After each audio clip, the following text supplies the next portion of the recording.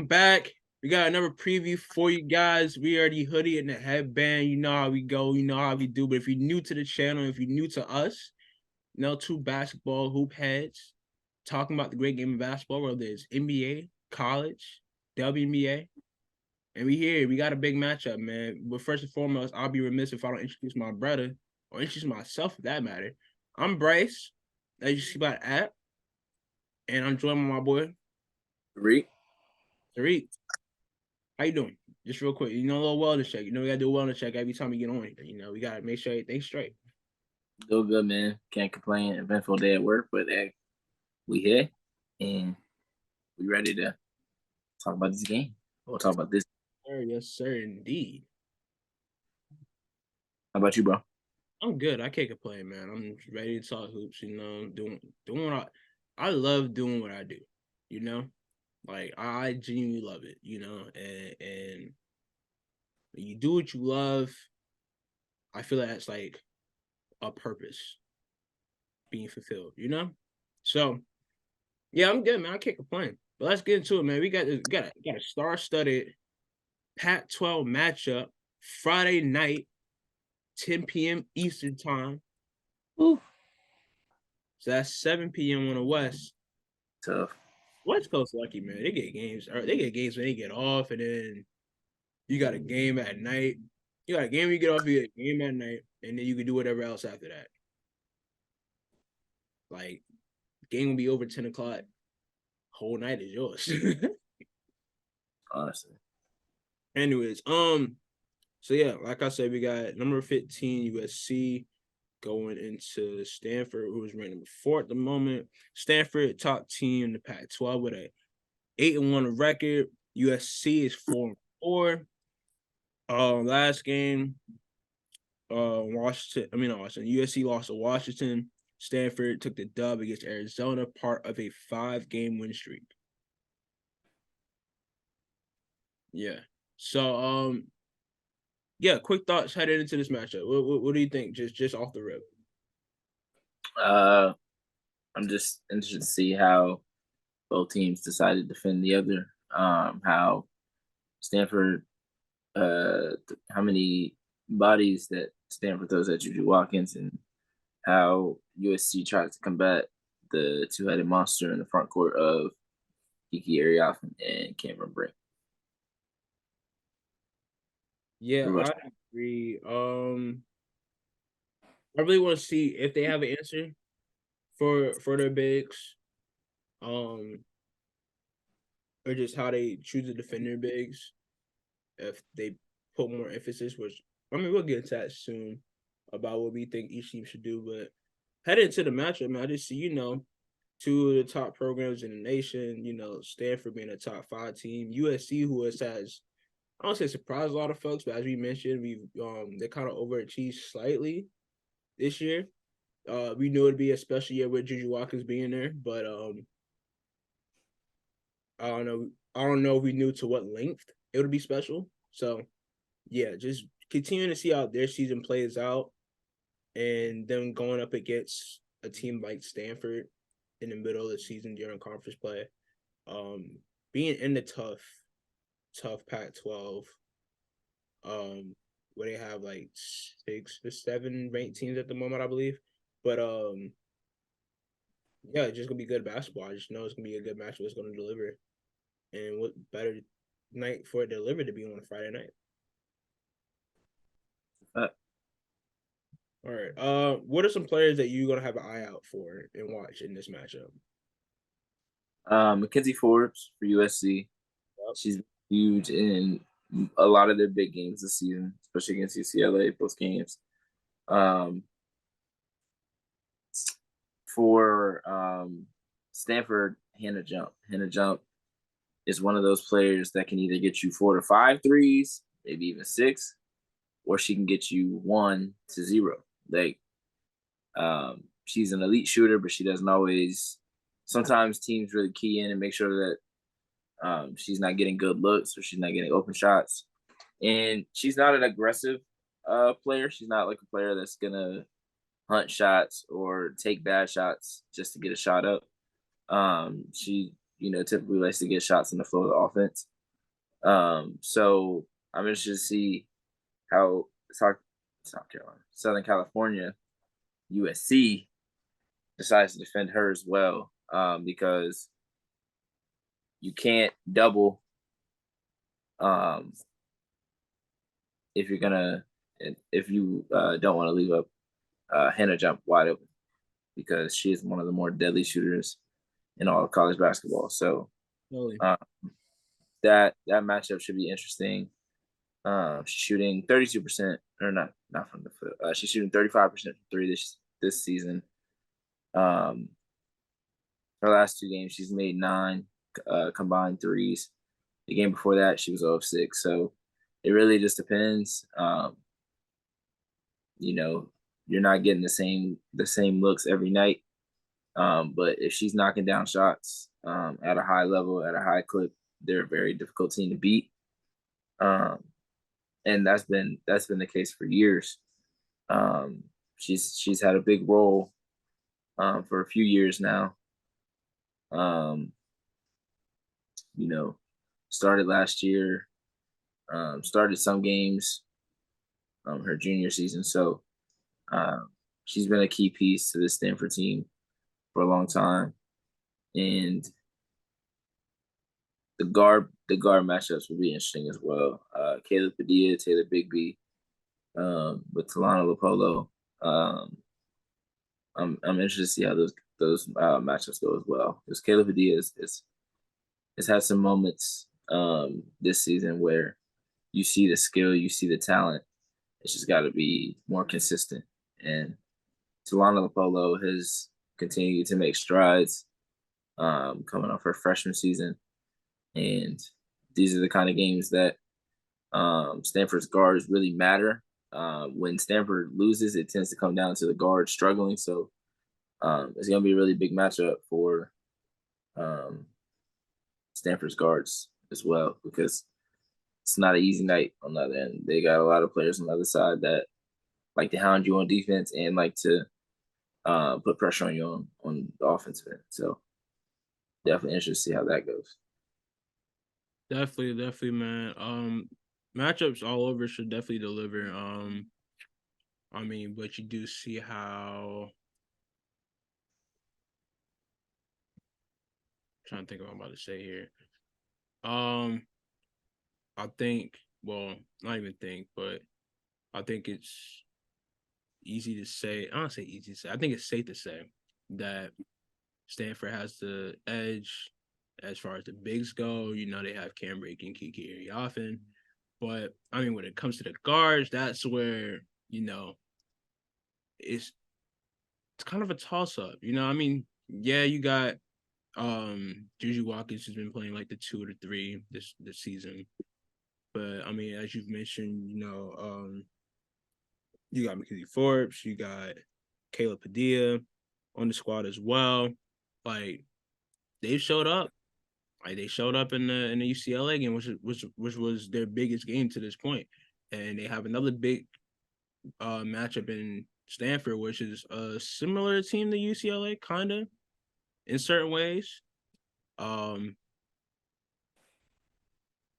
yeah, definitely just want to see how they respond and how they react and how they come out. Really, I think, whatever team comes out strong to start the game will set the tone for the game, obviously. But I'm interested to see how USC comes out because we know Stanford. We've seen Stanford for years. Like this team has been together for some time now, and we know what to expect from them. But this is the first time we've seen this USC team up against Stanford. Being that they're as good as they are now, seeing how they match up and how well they play against a Stanford. So definitely be something to be on the lookout for. Yeah, What do you think is the game plan for USC? Like how would they not address? Um, how will they choose, or what do you think they should do to limit the bigs in this matchup? that's tough because they don't really have the personnel to really. Ray Marshall is a great defender. One of the best defending post players in the country. So whoever they do put on her, will probably be Cameron. Won't be an easy matchup for Cameron Brink, but and Cameron Brink's got to stay out of foul trouble. That's the key for Stanford as well. So because JuJu Watkins has been really good at getting to the free throw line. Other than the Washington game the other night, she only got 2 free throws, but she's been really good at getting to the free throw line. So definitely need her to stay out of foul trouble. But for Kiki Ariafen, I think her going against Mackenzie Forbes, I think she has the advantage in that matchup just because of the size and just the poise and the skill that Kiki Ariafen has and that she's shown over the past 2 years, and especially this season. I think it's just going to be hard to key in on both of them. So you're going to have to choose one you're going to have to trust one. You're going to have to trust one of your post players to guard one of them one-on-one. One of them is going to have to get some help, but the other one you're going to have to live with, playing one-on-one and just live with the results. I think they got to find a way to get JuJu Watkins some easier shots. I think this is a solid matchup for JuJu. I don't think there's especially in the starting lineup, I don't think there's a guard on the other side that can really give JuJu problems. No, but I would expect Stanford to show different looks. I doubt they'll just go out there and just have one player just follow her around or just one player try to guard her one-on-one. I don't see that happening. If they do that, she's getting 30. So yeah, easily. I mean, they can't let her have her way. They're gonna have to find some.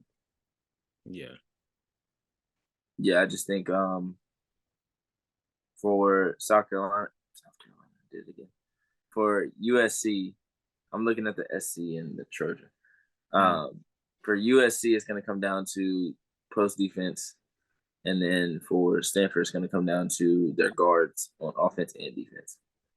And I think the X factors in this game for Stanford is Brooke Dimitri, and then for USC it's Taylor Bigby. I think if they can get, especially South Carolina.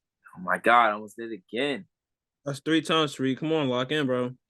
If USC can get anything from Taylor Bigby, I think that's a huge advantage for them. She's had moments throughout the season and kind of like pick Caleb Padilla. Golly, bro. You what good? You over there sound like me, man. Kind of like Caleb Padilla, where she has moments, but it's not consistent. And I think part of that is to the lack of shots that they get because JuJu is taking 27, 25, 29 shots a game. So, like against Colorado, she had 14 points, but in the last 2, she's at 5 points and 3 points. So, but she's only got 2 shots and 4 shots in those games. So, you got to make the most of your opportunities. Got to make things happen. Also, don't just wait for things to happen. You got to enforce. You got to impose your will on the game, and that's something that USC has struggled with is the guards outside of JuJu making plays and making shots, getting shots on the rim. I mean, if they're only taking 3 or 4 shots a game, it's really hard to get a rhythm, and it's hard to affect the game in that way. At least they affect the game defensively, but it's hard to affect the game on the scoreboard if you're not even getting up shots. And then for Brooke Dimitri, she's got to play her game. Shoot the open shots, shoot the open threes, knock them down. Her defense is going to be important in this game. And just, battle. A lot of the bulk of the shots for both sides are going to 2 to 3 players. Cam Brink and Kiki Ariafen are going to dominate the shots. For Stanford, JuJu Watkins, Mackenzie Forbes are going to dominate the shots for USC. And the rest of those shots are going to be divvied up. It's going to come down to who's efficient in their shot in their moments and when they hit those shots as well. Timely shots. Are you going on a run? Are you stopping a run? Is it end of shot clock, end of quarter? All those things matter when it comes to the end of the game. So I think those two are the X factors in this game.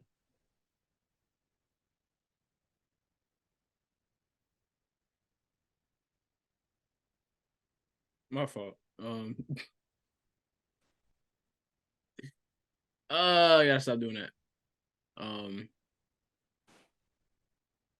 All right, so you said X Factors, Brooke Dimitri, Taylor, Big B.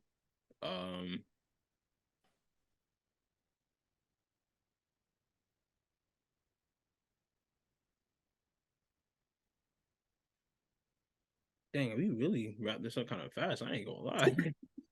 I'm looking at my questions like, oh, you already, because like you answered those. Like I didn't get to physically ask the question. You just went ahead and answered them through what we just talking about. I was like, oh, okay, that cool. I saw the names on my notes and I was just like, oh, I didn't talk about them yet, so I didn't want to leave them out. Yeah, for sure. All right. What do you expect? What do you expect? Do you expect big games from the stars in this game? Like, do you think JuJu goes off? Do you think Brink and Kiki go off? Or do you think teams end up making it balanced? Okay. So I think we see JuJu flirt with 30. And we see we see an impressive performance from Brink. She had 20 and 20 in her last game. So I'm thinking she'll have like some, I don't say maybe not 20 and 20, but probably like 20-15. Yeah. 20-15. Crazy. I won't be surprised if it's a 20-15. You know, just something normal, something regular. Yeah. That's crazy. But I think the match will deliver, man. You know, it's on what channel is it on? It's on Pac-12. Never forget, man. Damn. The game that we're it's 10 o'clock game. I should have known. Yeah, I was gonna say the game we're previewing after this. Well, the game that we'll be previewing the rest of the week or this weekend. Later this week. Yeah, it's ESPN2. So okay, great. At least that one's on national TV. But yeah, I mean, Friday night I think I deliver, man. You know, in Stanford. Yeah, I just want to see a good game. That's really all I want to see. I want to see. This is early on in JuJu Watkins' career. I've been a big fan of hers, as many of y'all have known. I've talked about her since the season started. So I really just want to see how she goes through the Pac-12. Her first time playing against Pac-12 competition. Well, not really. I don't want to say first time playing against Pac-12 competition, but you know, probably some of the girls she played against in high school or on some of these teams. But I'm saying first time in her collegiate career playing against Pac-12 competition and having that world stage and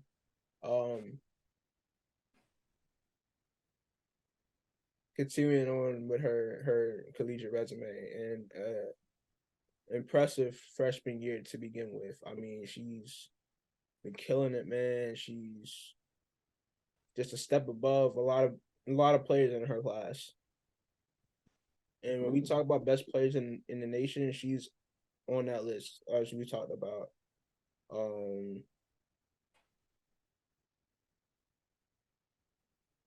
She was nominated for some award.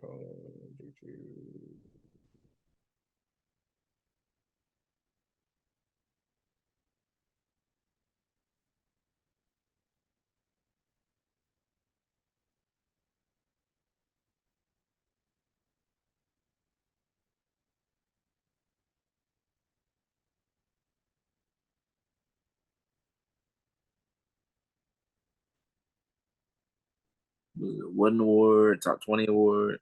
I don't remember. I think it was like her position, like the shooting guard award. Small forward of the year, shooting guard of the year. I think so. Was it the hoop hall thing? Where you can go vote for who the best guard or best at their position is? I'm about to look up. Let's see. I might just look it up on their page. Okay, she's on the Wade Trophy Award watch list. That's two guard. Yeah. That's a tough position. When I was looking at the hoop ball, She's also choosing. Damn. named to the Warden Award late season top 20 watch list. Yep. She's been killing it, man. Yeah. Hopefully, this is one of the. I'm familiar with her game, so I'm not surprised. Hopefully, this is one of the more efficient games. She's been kind of struggling with the shot. They've lost 3 of their last 4. Coming off the UCLA win, so see if they bounce back. And I know we've been saying that, and they did get a win against Washington State, but can they bounce back and get back on a winning note, not just win one and then lose another one? Can they win 3, 4 in a row to get their confidence back, to get everything flowing the way it was, a couple of weeks ago? Who do you have winning? I got Stanford. Oh wow. Yeah. She was going on with you. I mean, I would want USC to win. I really would want USC to win. Bias, golly. I'm not saying I would want them to win. It's just like I don't say it's a Cinderella moment, but it's just like it's just it would feel good for them to have that kind of a big of a win under their belt. So beat UCLA and Stanford same season. Yeah. So I don't know. But I think Stanford does end up winning this game by more than 10. Mm. That's my prediction if I had to make one. If it wasn't for Brink and Kirky, what is happening? Boy, you mixing the first and the last name now, bro. The boy tired, man. You know what's funny? Remember yesterday when we were talking and I was like Kiki Brink as a joke, like saying like I'll mix the names up. And then I went Kirky. Like, what is that? I say Kirky, dog. That boy mixed the first name, boy. Boy, hey, you surprised me, Tariq. Never ever see you out like this on the mic. Kiki and Cam. It's hard for me to see them not taking over this game at some point. Yeah. I want USC wins. I want to say JuJu has a good game. The other players make some plays, but it's hard to see, but Brink could get in foul trouble, then they can find a way to slow down Kiki, and that could lead to USC, getting a little bit of rhythm on offense. And we've seen in the past at times when Cam goes out, Stanford struggles a little bit. The FSU game, I can remember, when she came out, when she was in foul trouble, Kiki made some plays, but there were times where it looked really bad on the offensive end. It looked like you could tell that they were really missing having Cam Brink on the floor, which obviously, that makes a ton of sense. She's one of the best players in the country. But if JuJu Watkins is able to get her in some kind of foul trouble, that'll go a long way in them being able to win this game. I will go with Stanford as well. But I think it's a close game. I think Stanford wins by 4 to 6 points. Okay. So you got Stanford by 4 to 6. I got Stanford by more than 10. When I say more than 10, I'm thinking like 12. I'm not thinking like a blowout. Yeah. They take care of it. If we thought it was going to be a blowout, we wouldn't be sure. Yeah, let's preview this game. Well, actually, that's not true because the UConn game might be a blowout, and we're gonna preview. Oh, do we consider that a blowout? No, I'm saying like, wait. Do you think you think UConn and South Carolina's gonna be close? It has a chance to be. I'll leave it at that. Everything got a chance to happen. I mean, everything is gonna happen. I think. Well, we'll get to that one in the preview. I'm about to say, ask me in a couple of weeks when we have the preview for this, and yeah. You gonna say South Carolina by 15. No. Because right now I'm thinking South Carolina by 10. That's generous, I feel like. But then again, I mean, because it's in South Carolina too. That's also a factor. Like, we saw it last year, bro. Like, being in Greenville for the Sweet 16 Elite Eight games and how much the fans being in the arena meant and how much that like was a factor. Yeah. Yeah, that's like some 6-man stuff right there, bro. Like, yeah. You know what? I'm gonna change my pick for this game. Uh-oh. I think Juju comes out, and against me? You gonna go against me? Ah! I think she's gonna get close to 40, if not 40. Big game, California. She's already beat UCLA. You beat Stanford. You have the right to be like, hey, I'm out here in Cali. Who messing with us? So you know what? Hey, that's a fight. Hey. 40 ball for JuJu Watkins. Okay. And a dub in Stanford. I wouldn't be mad. I really wouldn't be mad at it. I really wouldn't be mad at it. And I would hate if that does happen. I'm like, damn. So much I root for JuJu, her being my favorite player in college at the moment is like switching up on the game. That's crazy. I know, but I'm just trying to make it never be me. I'm trying to make a conscious decision too, though. Could never be me. Because I think I was right. I mean, I was right about the first matchup against UCLA. I don't think you picked USC or you picked UCLA in that one too. Yeah. Yeah, I was right about it. And I said that she wasn't going to get 30. And the first matchup, close. I was like, they're going, whatever. You're damn close. Second game, she got 30. She cooked up. They cooked up, and they won at the Fribbo. Sure did. Yeah. But nevertheless, it will be a fun game to watch, and we will be tuning in and be tweeting through it. So you know what to do. Follow us here. You know where we at with it. And follow Multiplicity Media, subscribe, leave comments. We love to engage with you guys. All that in the bag of chips, man. Thanks for your support, man. Y'all been running it up the past couple weeks. Absolutely. Appreciate y'all. We'll be back with some more this weekend.